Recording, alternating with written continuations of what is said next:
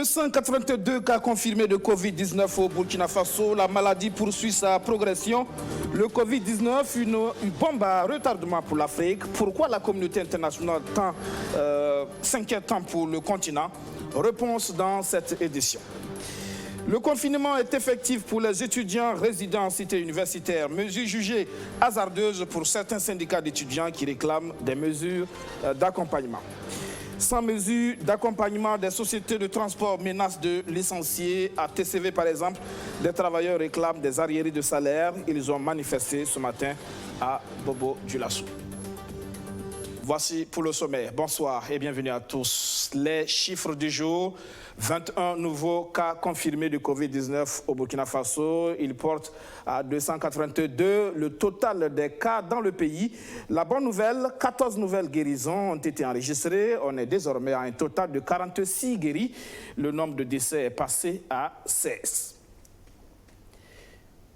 Elle avait été annoncée, on se demandait est-ce possible? Eh bien, c'est effectif. Depuis ce matin, les étudiants résidant en cité universitaire sont en confinement. Le principe, aucune sortie, aucune entrée, c'est comme en prison. Mais vous allez le voir dans ce reportage d'Arsène Konitamde, la mesure semble difficile à respecter puisqu'il y a des cités universitaires qui n'ont pas de clôture. C'est le cas de Kosodo. Certains syndicats d'étudiants parlent de mesures hasardeuses. Regardez. Des pneus usagés, une vieille motocyclette et un banc, un checkpoint de fortune mis en place par les étudiants de la cité universitaire de Kosodo à l'entrée de leur cité. Un groupe d'étudiants veille au grain, les entrées sont filtrées, seuls les résidents ont le droit d'y accéder. Actuellement, il faut dire que non, c'est les étudiants seulement qui ont accès à la cité, raison pour laquelle nous avons placé le barrage là. Donc on permet à ceux qui ne sont pas résidents de se retourner, puisque non, la cité n'est pas clôturée. Les ouvriers de la zone là, ils passent à chaque moment. Bon, si une personne vient et puis s'arrête comme ça, et puis bon, vous-même vous voyez ce qu'il peut faire. Donc comme ça, nous avons décidé de monter le barrage là pour pouvoir, les véhicules qui viennent là, nous on les fait retourner carrément. La désinfection des mains était obligatoire pour tout résident venant de l'extérieur. Ce n'est plus le cas depuis que des veilleurs auraient été brimés à ce corridor improvisé par des forces de défense et de sécurité qui leur ont reproché le non-respect du couvre-feu. Les FDS sont tous saccagés, vous voyez ce qui reste.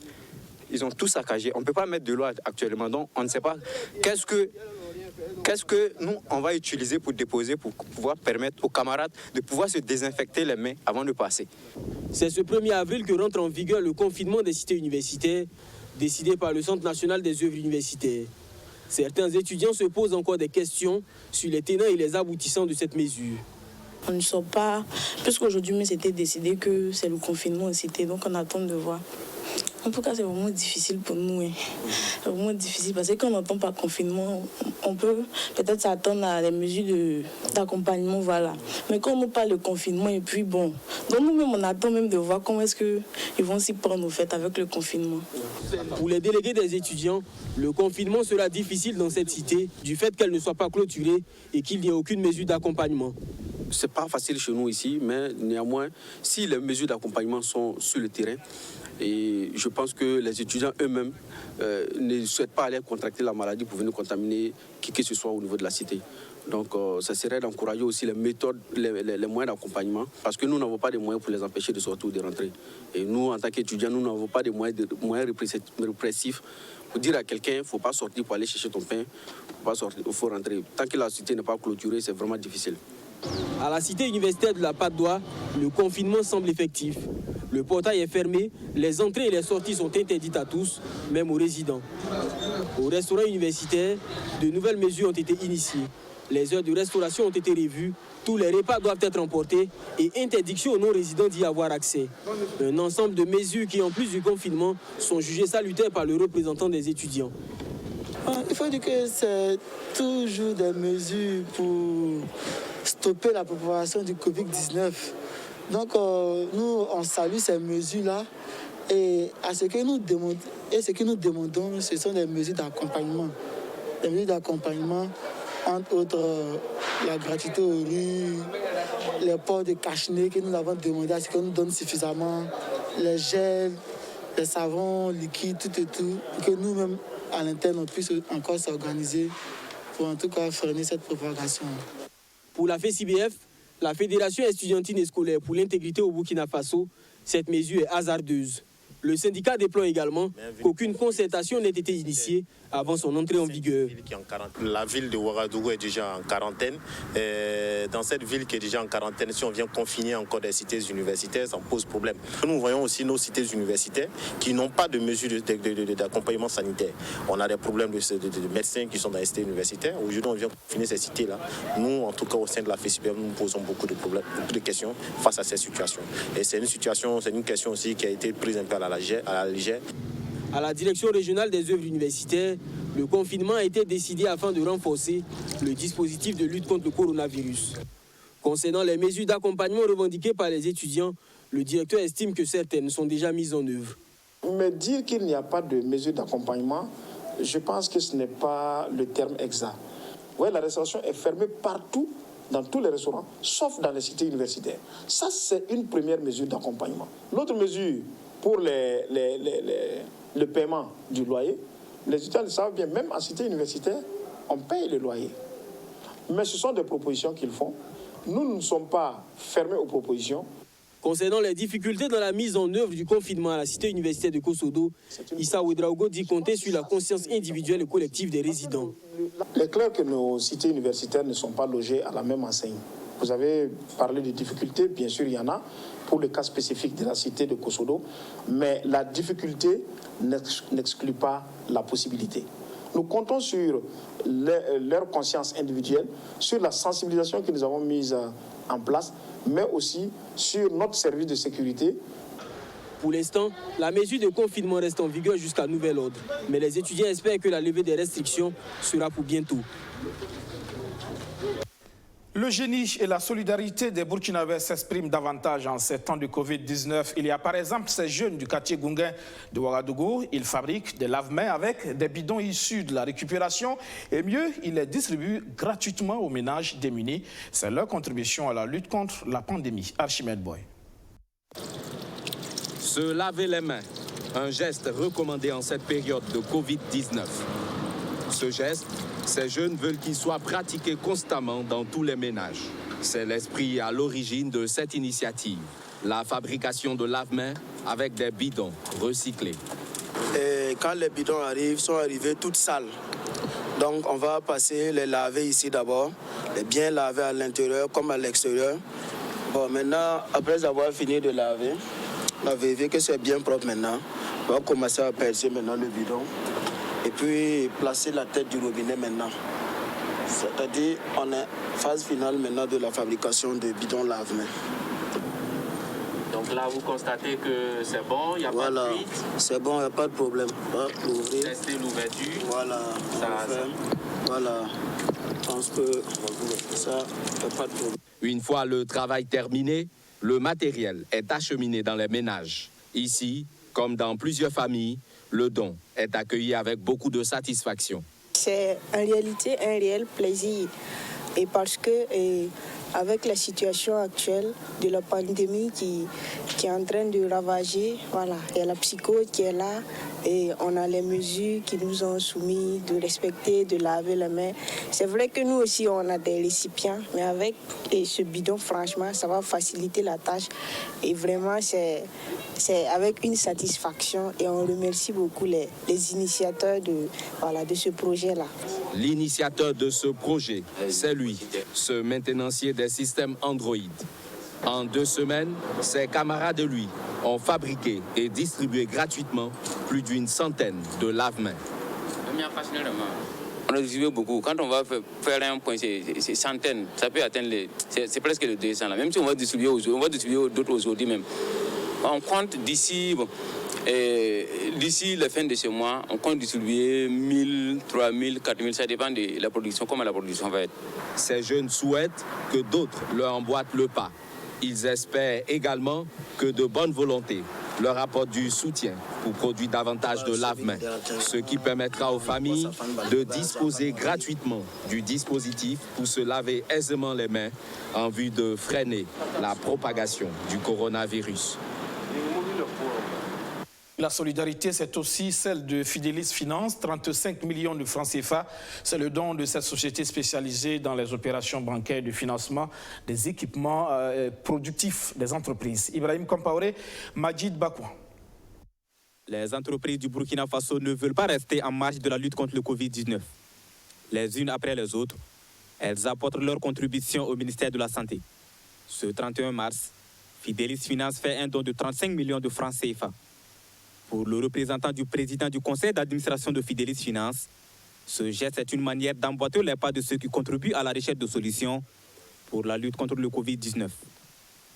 Pour que le pays avance aujourd'hui, il faut que tout le monde se sente concerné, que les gens sachent que les décisions qui sont prises par le gouvernement aujourd'hui, c'est pour protéger les citoyens et que chacun doit s'impliquer dans cette recherche de solutions. C'est ce qui nous a amenés aujourd'hui à réfléchir et à voir avec la direction générale, et pour l'ensemble des pays dans lesquels nous opérons, parce que nous opérons également en Côte d'Ivoire, qu'est-ce qu'il faut faire pour aider les gouvernements de ces pays-là dans la recherche de solutions. Nous voulons donc emboîter le pas à l'ensemble des gens qui ont de façon individuelle et collective contribué à leur façon à la recherche de solutions. C'est le but de notre visite aujourd'hui auprès du directeur de cabinet et nous voulons qu'il puisse traduire auprès de Madame le ministre de la Santé toute notre détermination à accompagner le gouvernement dans la recherche de solutions. Selon le directeur de cabinet du ministre de la Santé, ce don devra permettre au ministère de se doter du matériel nécessaire pour la lutte contre la pandémie du Covid-19. Je voudrais d'abord remercier Fidelis Finance qui, dans le cadre de sa responsabilité sociétale, est venu spontanément nous appuyer dans le combat contre le Covid-19 avec un chèque de 35 millions de francs CFA. Et ce chèque de 35 millions de francs CFA, je ne cesserai de le dire, va nous aider dans l'acquisition du matériel, des équipements et en tout cas tout ce qui rentre dans la lutte contre le Covid-19. Fidelis Finance, une institution spécialisée dans les opérations bancaires de financement des équipements productifs des entreprises. Retour ce soir sur le message du Mogo Naba Bango, empereur des Mossé. En son nom propre, il demande au gouvernement d'écouter le peuple en envisageant des mesures d'accompagnement pour soulager les populations victimes de mesures restrictives. Sa Majesté a souhaité que chacun puisse faire en sorte que ce qu'il peut faire de meilleur pour son voisin, il puisse le faire. Que nous soyons davantage plus solidaires. Parce qu'au Burkina Faso, nous sommes en Afrique, on n'a pas les moyens comme en Europe, où en tout cas beaucoup d'argent a été avancé dans certains pays pour aider les populations. Mais nous avons la valeur de la solidarité ancestrale, multiséculaire, qui doit nous permettre de veiller à ce que les gens ne soient pas dans la faim. Celui qui a à manger, qui donne à celui qui n'en a pas. Sa Majesté a souhaité que, néanmoins, le gouvernement fasse de ce qui est vraiment de son possible aussi pour aider les uns et les autres, pour aider les populations à ce que la faim et les difficultés, en tout cas, ne s'ajoutent pas à cette maladie du coronavirus qui va encore empirer la situation. Dans tous les cas, en somme, Sa Majesté a fini par dire des bénédictions, demander aux membres et aux ancêtres que la santé revienne le plus tôt possible au Burkina Faso et dans le monde. Sa Majesté a souhaité que nous soyons solidaires et de respecter vraiment jour et nuit les consignes des médecins, les consignes du ministère de la Santé, les consignes de nos autorités qui veulent le bien de tous les Burkinabés, la santé de tous les Burkinabés. Avec nous sur ce plateau, un invité, Lionel Bilgo, analyste de politique publique, directeur de Téminis Média Afrique. Bonsoir. Bonsoir. On sera à vous dans un instant pour parler justement de mesures d'accompagnement de l'impact de ce Covid-19 sur le quotidien des Burkinabés. Mais avant, à l'international, c'est une question qui revient de plus en plus dans l'actualité. L'Afrique serait-elle une bombe à retardement dans la lutte contre le Covid-19? C'est le PNUD qui s'interroge. Ce continent serait le moins préparé. L'Afrique s'abrite. À mesure que le coronavirus se répand sur le continent, les pays africains expérimentent à leur tour le confinement. C'est le cas à Lagos, la mégalopole du Nigeria, où rester chez soi est une obligation depuis vendredi, du jamais vu dans la plus grande ville d'Afrique. D'après les chiffres officiels, la propagation du virus est pour l'heure limitée, avec près de 6000 infections et 190 décès sur l'ensemble du continent. Mais pour l'administrateur du programme des Nations Unies pour le développement, la situation risque de dégénérer très rapidement. Certains des pays les plus vulnérables seront en première ligne des futurs développements et ils sont les moins bien préparés, explique-t-il. Nous craignons que le soutien financier et l'accès direct aux équipements médicaux ne soient tout simplement pas suffisants et que cette crise s'aggrave considérablement en raison des mesures limitées prises jusqu'à présent. Dans les pays les plus pauvres, être confiné signifie ne plus pouvoir subvenir à ses besoins et faire respecter les mesures restrictives est quasiment impossible.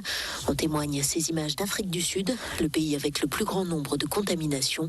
Le confinement est pourtant censé être total depuis une semaine.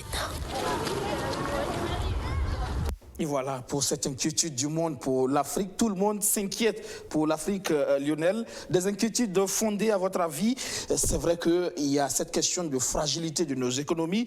L'impact déjà se fait sentir sur nos économies, justement. Est-ce qu'il y a des raisons de s'inquiéter particulièrement pour l'Afrique? Bon, il faut s'inquiéter pour le monde et c'est une inquiétude un peu dérisoire de mon point de vue parce que ce sont des pays, l'Occident est durement frappé. Pour le moment, le nombre de morts le plus élevé, c'est en Occident. Et c'est vrai que le virus a déjà atteint l'Afrique, mais malgré que le virus ait été un mur, nous comptons en tout cas un certain nombre de morts inférieurs aux chiffres que nous avons là aujourd'hui. Et dans le reportage qu'on a vu tout à l'heure, on dit l'Afrique n'est pas préparée, mais on a toujours dit ça pour toutes les pandémies qui sont arrivées dans l'Afrique. L'Afrique n'a jamais été préparée d'un point de vue sanitaire, puisque nos structures sanitaires, à l'image des structures sanitaires de l'Occident un peu mal copiées, ne sont pas à point. Et donc, du coup, forcément, on va toujours penser que l'Afrique n'est jamais préparée. Mais je crois que, très sincèrement, il ne faut pas non plus que ce soit un espèce de discours alarmiste, trop alarmiste, au point d'effrayer ou de faire peur aux Africains. Parce que l'alarmement est déjà en Occident, vous savez, par rapport à cette crise du Covid-19. Tout à fait. Et malgré tout, on continue à rassurer les populations sur les mesures que l'on prend de l'autre côté là-bas. Et ce n'est pas à nous, Africains, en tout cas, de céder à cette psychose-là ou à cette panique-là. Vous savez, pour la crise d'Ebola 2014-2016, cette crise-là, les spécialistes du monde occidental avaient annoncé plus de 100 000 morts. Et Ebola s'est terminé avec 11 000 morts sur le compteur. Ça veut dire que les Africains sont aussi capables, parfois, en tout cas, ils ont une certaine forme de résilience, de se prendre en charge, mais aussi de traiter les problèmes qui les arrivent avec parfois des systèmes D qui peuvent marcher. En attendant cette résilience, les populations en ont besoin, surtout les couches vulnérables de la population. Ils ont besoin de soutien et sans mesure d'accompagnement, ça pourrait être difficile. Finalement, on se demande si on ne risque pas, comme certains craignent, d'en arriver à des émeutes. C'est tout ce qu'il faut craindre, effectivement. Et moi, j'ai dit, et je l'ai dit déjà sur un de vos plateaux ici, le pire qu'il faille faire aujourd'hui, c'est de singer. Le copier-coller sur cette crise ne marche pas, nulle part ailleurs. Tous les systèmes sanitaires font ou prennent des mesures contextualisées en fonction de leur structuration, en fonction de leur mode de vie, en fonction de leur culture. Il est donc dérisoire, voire même un peu nonsense pour les Africains de vouloir copier et texto ce qui se passe ailleurs sur leur propre pays. Vous savez, c'est une crise majeure. Il y a 3 défis majeurs à relever sur une crise pareille. Premièrement, la prise de décision efficace pour juguler la crise, régler la crise, solutionner la crise par les autorités qui dirigent. Et deuxièmement, le respect des décisions prises par les autorités, par les populations. Et dans ce deuxième enjeu, il y a une question de la capacité à respecter ces décisions-là. Parce qu'entre mourir de faim confiné dans sa maison et sortir prendre le risque de choper le virus et de trouver à manger, le choix est vite fait pour celui qui veut survivre. Et donc, est-ce que les populations sont capables de respecter certaines décisions qui dépassent l'entendement du point de vue de leur environnement socio-culturel et du point de vue de leur mode de vie? Et le troisième et dernier défi ou enjeu, si vous voulez, c'est l'union nationale. Au sortir d'une crise pareille, soit on ressort unis davantage, plus qu'avant, ou soit on ressort déchiré est divisé. Et donc, c'est un couteau, et ce dernier enjeu tient compte des deux premiers enjeux. La manière des dirigeants de gérer cette crise et la perception des populations et surtout leur implication. Et c'est aux dirigeants de montrer le pas et de les amener à comprendre les décisions qu'ils prennent. Et donc, trois enjeux fondamentaux auxquels est confronté tous les chefs d'État. Patrice Talon, par exemple, a déjà dit qu'il ne fera pas de confinement au Bénin et que ce n'était pas possible du point de vue de son environnement. Et la manière de gérer cette crise-là, partout dans le monde entier, n'est pas identique. D'un pays à l'autre, vous verrez qu'il y a des différences. Et c'est pour ça qu'on dit qu'il faut qu'on fasse appel à notre intelligence propre, à nos spécialistes intra et internes pour trouver des solutions propres à notre propre pays. Justement, parce qu'on voit déjà la grogne, déjà au sein des commerçants. On l'a vu dans le reportage tout à l'heure avec les étudiants qui voudraient aussi des mesures d'accompagnement parce qu'ils trouvent que Ouagadougou est déjà en quarantaine, c'est encore un second coup dur que d'être confiné en cité universitaire. C'est dire que ce sont des situations, si effectivement il n'y a pas de mesures d'accompagnement, dans la durée, ça pourrait poser un problème. Ça peut poser un problème et ça commence déjà à poser un problème sur le mental, mais aussi sur le refus d'obtempérer ou d'obéir à certaines décisions prises par les autorités. Je vous donne simplement des exemples. On prend le cas des étudiants aujourd'hui, mais il y a le cas des taximans qui ont garé leur taxi depuis près de 2 semaines et qui ne sortent plus. Et certains d'entre eux, quand on sait que c'était la recette de la veille qui servait à nourrir la famille pour le jour du lendemain, c'est très difficile. Et donc c'est pour ça qu'au début de la crise sanitaire, il fallait corréler cette crise sanitaire avec des prises de décisions économiques ou d'accompagnement économique. On sait qu'au niveau de la Banque centrale africaine, il y a des décisions qui ont été faites pour renflouer en liquidité les banques, mais nous sommes dans un système, si vous voulez, un peu bâtard, entre guillemets, là où en réalité le taux de bancarisation est très faible, ou en tout cas, tout ce qui tourne autour du circuit bancaire est très faible. Le secteur informel y est très développé et le débrouiller pour vivre est presque quotidien dans tous les pays d'Afrique. Certains pays voisins ont pris des décisions, notamment la Côte d'Ivoire, notamment de repousser les factures d'électricité et d'eau quand on sait que ça touche un certain grand nombre de ménages. Par exemple, au niveau des marchés, on va faire des marchés ouverts, mais par secteur tournant. Vous savez, les marchés sont des structures très organisées, contrairement à ce que l'on peut penser au vu de l'afflux. Ils sont très organisés et on aurait pu faire ouvrir certaines personnes de façon sectorielle et tournante et les responsabiliser quant aux mesures d'hygiène. Et aujourd'hui, vous voyez que la fermeture des yards et des marchés a créé d'autres points de yards et de marchés en dehors de ces yards et marchés aux abords des routes partout ailleurs. Sans quoi, c'est la chaîne de distribution et une des craintes aussi, c'est qu'on risque d'avoir une flambée des prix sur les produits de denrées alimentaires de première nécessité. Le Maroc, par exemple, a dit que toute personne qui s'amuserait à faire de la spéculation sur les produits de denrées alimentaires de première nécessité sera considérée comme un crime de guerre, parce qu'il considère que la lutte contre ce coronavirus est un crime de guerre. Donc le discours politique, le discours des gouvernants a beaucoup à faire sur l'impact psychologique des populations qui s'attendent justement en cette période de crise-là à voir l'exécutif ou les dirigeants comme une espèce de père providentiel. L'exécutif qui est toujours attendu, on a même vu tout à l'heure le message de Sa Majesté le Moro Naba qui effectivement appelle aussi l'exécutif à prendre des mesures d'accompagnement. Certainement que parce qu'il est saisi, c'est parce qu'il est saisi. Au départ de cette crise, toutes les mesures ont été respectées par les populations. Vous voyez, les yards se sont fermés. Les gens étaient d'accord pour participer parce qu'ils s'attendaient justement à une annonce de mesures, ce qu'on appelle les mesures d'accompagnement. Et effectivement, sans ces mesures d'accompagnement-là, il sera difficile pour certaines familles, en tout cas, de vivre dignement sans connaître une certaine forme de crise alimentaire. Et la crise alimentaire s'accentue aussi du fait du circuit de distribution des produits de denrées alimentaires. Les maraîchers qui produisent ne peuvent plus aller les déverser dans les yards qui ne peuvent plus aller les donner à des semi-grossistes qui, eux, vont les donner à des détaillants sur les estalles. Ça veut dire que la raréfaction du produit même se fait, non pas par la baisse de la productivité, mais par le fait qu'il n'y a pas de circuit de distribution efficace existant avec la fermeture de ces marchés et yards. On attendra peut-être dans les jours à venir, puisque même à la présent, il y a une task force qui a été mise en place pour réfléchir aussi, pour voir certainement dans les jours à venir, l'exécutif pourra se prononcer sur ces mesures d'accompagnement. Peut-être à l'issue de les choses sont dans les pipelines. Peut-être à l'issue de ce e-conseil du jeudi, mais en tout cas c'est lent par rapport à nos pays voisins où des décisions ont rapidement été prises dès le lendemain des décisions sanitaires de confinement. L'aide internationale, finalement, c'est un enjeu géopolitique et éco-politique, plus qu'humanitaire, finalement? Tout à fait. De toute façon, il faut que certaines personnes aient le sentiment d'être les puissants du monde ou d'avoir plus misérable qu'eux pour justifier leur propre existence et surtout accepter leur propre souffrance. Et donc, l'aide humanitaire destinée à l'Afrique, en tout cas, se fait, Pascal Boniface le disait avec juste raison, si les Occidentaux ne le font pas, les Asiatiques, les Chinois, les Indiens, les BRICS, en tout cas, le feront. La preuve est qu'aujourd'hui, avec un peu de malaise, l'Occident a reçu de l'aide de l'Asie. L'Asie, rappelez-vous, qui était moquée depuis le début de cette crise-là. Qui deviennent des sauveurs presque à donner de l'aide à l'Occident. Et donc, l'aide internationale est parfois plus géopolitique et stratégique qu'humanitaire.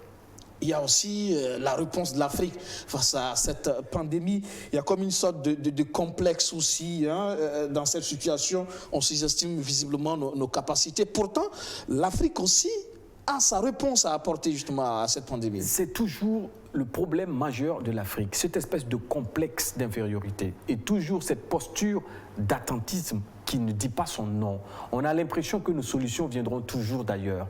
Même les meilleurs d'entre nous, parfois, sont snobés ou négligés. Je vous donne une anecdote. Un ami docteur me disait aujourd'hui qu'un spécialiste, en tout cas, qui a géré la crise de Ebola à l'OMS, s'est vu dire que notre pays cherchait de l'aide auprès de l'OMS et l'OMS qui répond qu'un des spécialistes est au Burkina à la retraite, mais il est là. Il faut qu'on apprenne, Africains, à compter sur nous-mêmes d'abord. Et la meilleure manière de sortir de cette crise-là, peut-être, serait de trouver le remède à ce virus-là, par nous-mêmes et entre nos murs. Pour une fois, l'Afrique a l'opportunité, ses chercheurs, ses économistes, ses intellectuels, de réfléchir à trouver des solutions intra à leurs propres problèmes. On a par exemple la pévirine qui semble être un espoir, une solution pour l'Afrique. Un espoir combattu même par des Africains, bizarrement, tandis que la chloroquine fait une hypermédiatisation dans le monde occidental, une utilisation malgré que le protocole d'études n'est pas terminé, et la pévirine, on le passe sous silence. Même quand on en parle, on met en avant d'abord la chloroquine et on parle en quelques points de la pévirine, comme pour essayer encore une fois de laisser renaître en nous cette espèce de complexe-là. Pourtant, la solution peut être la pévirine. Donc, concentrons-nous sur ce que nous savons faire le mieux pour nous-mêmes et par nous-mêmes. Merci, Lionel. Merci. Pour terminer ce journal avec cette gronde à la compagnie de transport TCV Bobo Dioulasso, les travailleurs de cette société réclament le paiement de leurs arriérés de salaire dans ce contexte de Covid-19 avec la paralysie des activités et disent être devenus plus que jamais vulnérables. Ils ont pris en charge, pris en otage la gare déjà fermée à cause de la situation sanitaire. Ambiance avec notre bureau régional, Fatimata Koulibaly, Jacob Zango et Soto Justin Dabiré. Ce ne sont pas des passagers, mais des travailleurs de la compagnie de transport TCV Bobo. Remontés contre le premier responsable, ces derniers réclament le paiement de leur arriéré de salaire de 4 mois pour certains et 5 mois pour d'autres. Durant la crise, nous tous on sait ce que le monde entier traverse, mais actuellement, où nous en sommes là, on n'a pas à se nourrir à la maison. Raison pour laquelle actuellement nous sommes là. On ne demande rien, que nos revenus, rien de plus que ça. Voilà. Sinon, tous ceux qui sont ici, nous sommes venus, on est prêts pour le travail, mais pour le moment, comme il n'y a pas de travail, nous sommes venus pour nos salaires. Il y a d'autres qui ont 4 mois, d'autres 5 mois. Des pourparlers ont été menés avec les responsables de la société de transport selon Jean-Éric Adeni. Des pourparlers qui n'ont abouti à aucun consensus selon les fondeurs. On est rentré en contact avec les différents responsables, ils ne nous ont pas donné de suite. Ils nous ont pas donné de suite. On a envoyé plusieurs personnes à leur rencontre. Bon, on n'a pas trouvé aussi de consensus à nos problèmes. Mais actuellement, où nous en sommes arrêtés là, on veut simplement notre salaire pour nourrir la famille. Quel motif l'administration de la compagnie TCV avance-t-elle pour justifier ces retards de paiement? À chaque fois qu'on envoie nos différents délégués, on trouve comme terme, actuellement, on voit tous que ça ne marche pas. Voilà. Bon, nous, étant travailleurs, chaque jour, en tout cas, nous sommes activés pour le travail. Ce qui se passe aussi, on ne sait pas bien. Voilà, donc c'est ce qui gagne à nous dire. Ces travailleurs regroupés au sein de la compagnie de transport TCV Bobo se disent engagés et déterminés à y rester jusqu'à ce qu'ils puissent entrer en possession de leurs dû. Contacté, le premier responsable qui était présent sur les lieux n'a pas voulu se prononcer devant nos caméras. Il rejette toutefois en bloc tous les griefs soulevés par les travailleurs. Fin de cette session d'information. Merci de l'avoir suivi. Excellente soirée sur la chaîne Au Cœur de nos défis. Bonsoir.